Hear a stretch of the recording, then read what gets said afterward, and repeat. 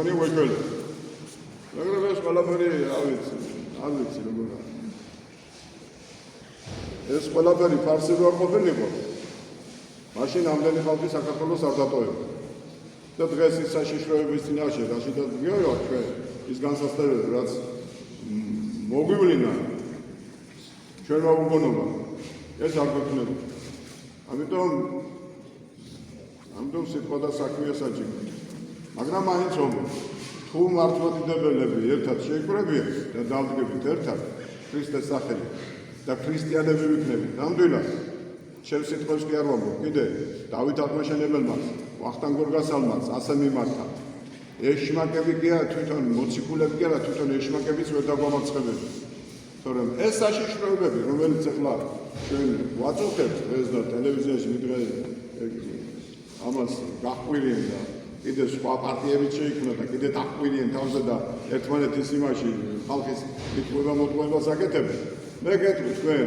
ეს საშიშროება ჩვენ გვაქვს თურქეთიდან გვაქვს ირანიდანაც გვაქვს რუსეთიდანაც და გვაქვს კიდე რა თელი ამიერ კავკასიიდანაც ეს საშიშროება ჩვენ სულავ ამაში ცხოვრობ ჩვენ მაგრამ ცხოვრობდა ის ხალხი ვისაც ჰქონდა სიტყვა და ვისაც ჰქონდა რწმენა ვისაც ჰქონდა მკლავი და ვისაც ჰქონდა ღირსება მაგრამ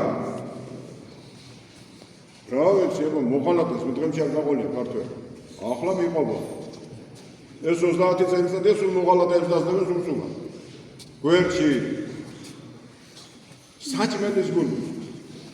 და ქრისტიანები არიან და მართლმადიდებლები შეცნობა უნდა ყველა იმ ცოდვას რომელიც ჩავიგინე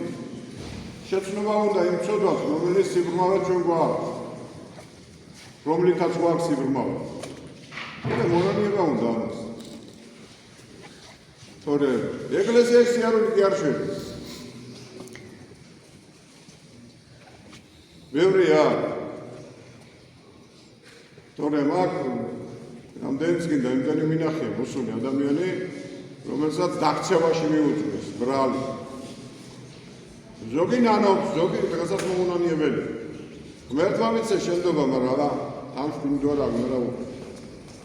ჩვენ უძახით რომ შეინანე იმიტომ რომ არ გვინდა რომ წარწმდა